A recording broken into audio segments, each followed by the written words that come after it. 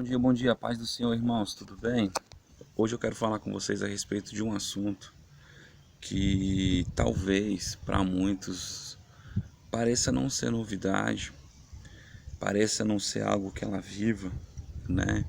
Esses dias eu estava ouvindo uma live e eu achei interessante um dos integrantes da live, o que ele falou, né? Ele falou a respeito do farisaísmo. E é um assunto que a gente já conversa, já comenta há muito tempo, tá? E eu queria aqui comentar com você sobre esse assunto. Queria compartilhar aqui com você sobre esse assunto. A gente entra na igreja, eu já conversei isso em outros vídeos, né? Querendo um Salvador.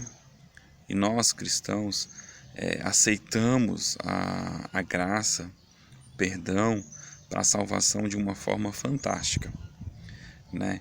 Temos misericórdia daquele que é novo convertido, pregamos o amor para ele, mas para aquele que já está dentro da igreja, nós tratamos com muito rigor, né? Agora aquele que está dentro da igreja já não pode mais ter erro.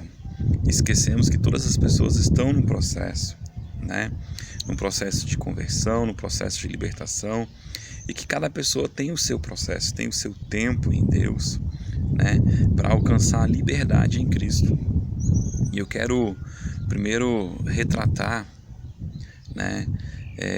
Pedro caminhou com Cristo e ele negou o Cristo. Acho que nós negamos a Cristo sem perceber muitas vezes na nossa vida, mas Pedro negou Cristo de uma forma expressa, de uma forma ao qual todos viram, né? Inclusive o próprio Pedro entendeu isso, teve discernimento disso, né?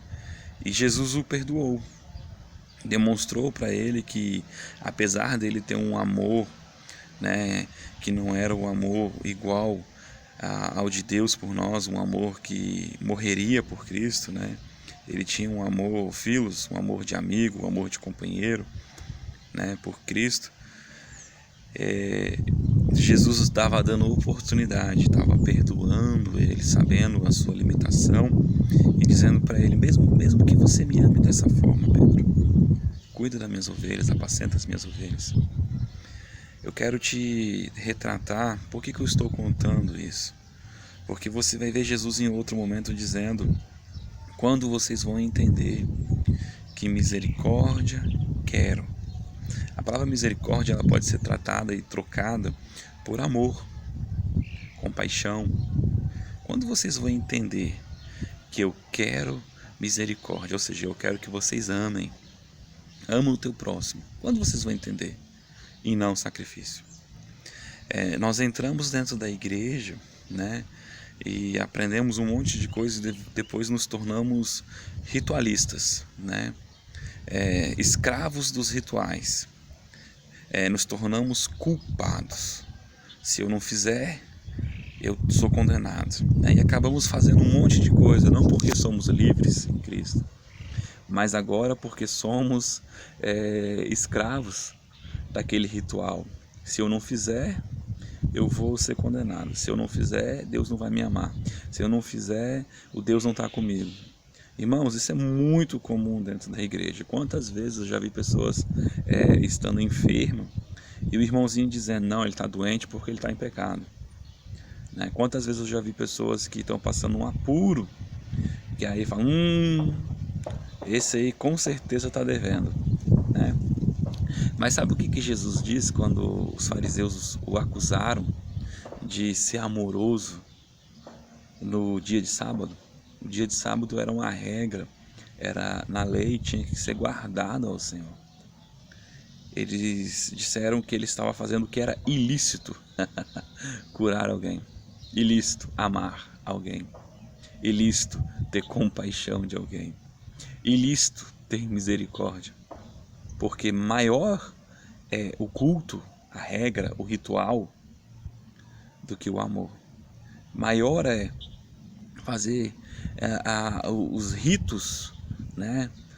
Aquele formalismo, do que a intenção verdadeira de fazer aquilo que Deus tem nos ensinado, que Jesus tem nos ensinado, de expressar a bondade de Deus, né?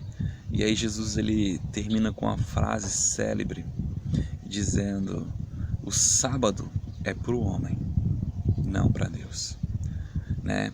Em outro texto, da mesma história, da mesma narrativa, ele diz que ele é maior que o templo, né? Onde Davi comeu, né, a comida do templo.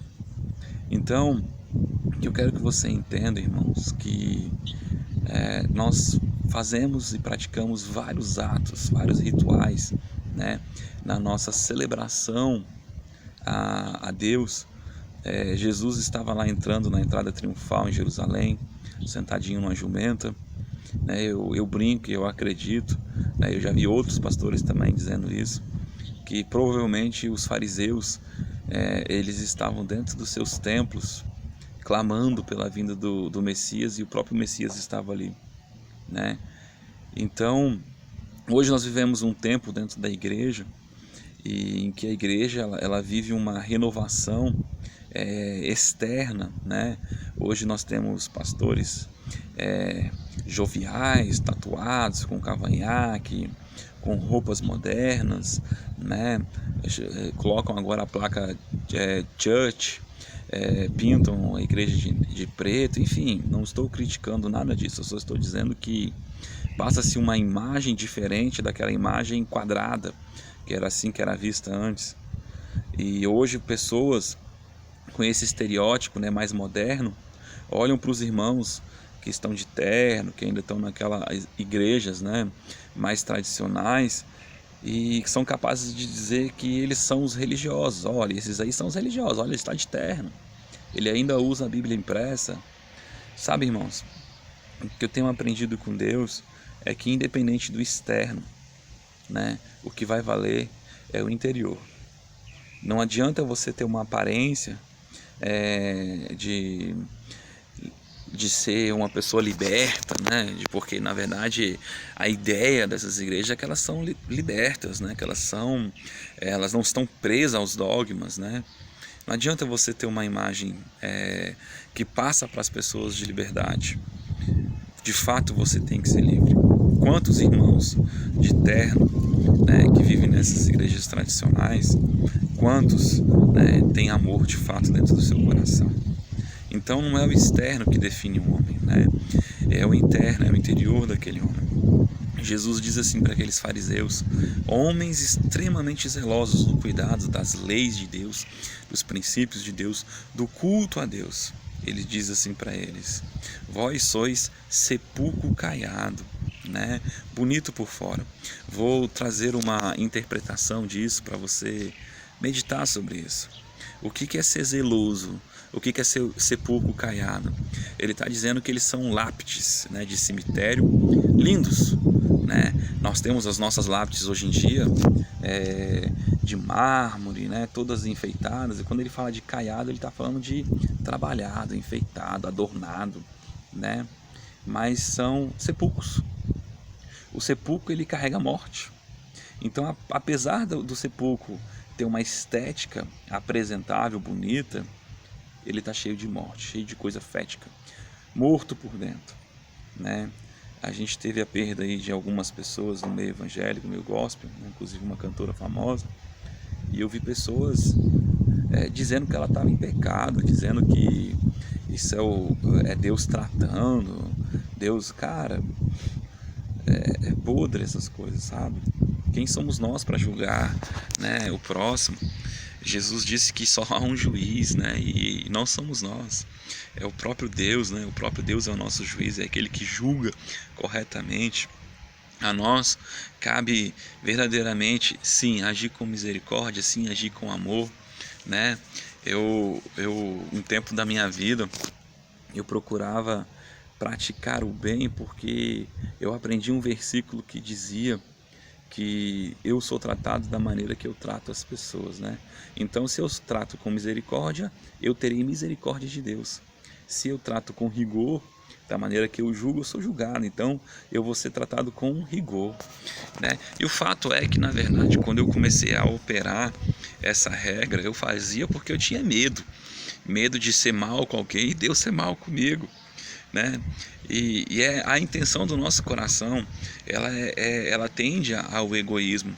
Só que depois você entende que você trata o irmão com amor, porque Deus tem lhe amado. Eu gosto muito de um texto bíblico que diz assim, ó: quem foi muito perdoado, muito amou. Quando você entende que você não é merecedor do perdão, do amor de Deus, da salvação, do trabalhar de Deus na nossa vida, né? Desse investimento que Ele tem conosco, pessoal, único. Ele fala que Ele se apresenta para a gente como um pai. É um relacionamento diário, é um relacionamento único, é um amor único que Ele tem por nós. Quando nós entendemos isso, a gente já para de tratar Deus como qualquer coisa e começa a querer ter a presença de Deus, sabe, irmãos? Então eu queria te dizer, não adianta você ter imagem de crente, jeito de crente, aparência de crente, falar como crente, se de fato o teu coração ele não é sincero e puro. Não esqueça, Jesus disse que se nós fôssemos humildes como aquelas criancinhas, a humildade está relacionada à simplicidade, está relacionado a fazer com pureza no coração, né? A crer sem duvidar no que Deus está falando, a fazer sem ter interesses por trás, né? Quantas pessoas têm interesses por trás, né? Alguns querem pregar em alguns lugares para ter outras portas abertas. Hoje de manhã eu recebi um vídeo, acho que foi hoje de manhã, falando, né, que a pessoa vai ganhar o ministério, vai ganhar o altar, vai ganhar o ministério, e eu fico muito chateado com isso, sabe? A palavra, a definição de ministério, ela é trabalho, né? E eu acho interessante que ninguém, em regra, quer ganhar um trabalho, mas quando se fala da igreja, as pessoas querem ganhar um trabalho, mas o fato é que por trás disso aí está escondido um pinguinho de orgulho, de tipo, quando eu for pastor, quando eu for profeta, quando eu for sacerdote, quando eu estiver naquele lugar, né, as pessoas vão me respeitar. E de fato é um trabalho, né? Digno é o trabalhador do seu salário, né? E que você execute o seu trabalho com amor para o Senhor, que você cuide dos seus pequeninos, que você não esteja preocupado simplesmente com o estético, né? Com que aquilo pode te proporcionar no mundo real, no mundo físico, né? Mas que você lembre que o mundo espiritual é mais real do que o nosso próprio real, né? E que você faça para o Senhor, que você acumule brasas de fogo sobre a sua cabeça e que a sua intenção seja agradar o Senhor o tempo todo. E que de fato um dia Deus possa olhar para você, né? Porque a Bíblia diz que vai chegar um tempo que Ele vai julgar os segredos do homem, que Ele olhe para você e diga: filho bom, né? Tenho prazer na tua vida, né? Aqui estão a tua coroa, né? Filho bom. Que Deus te abençoe e tenha um ótimo dia. Fique na paz. Compartilhe, comente este vídeo para que ele possa chegar a outras pessoas, tá bom? Deus abençoe.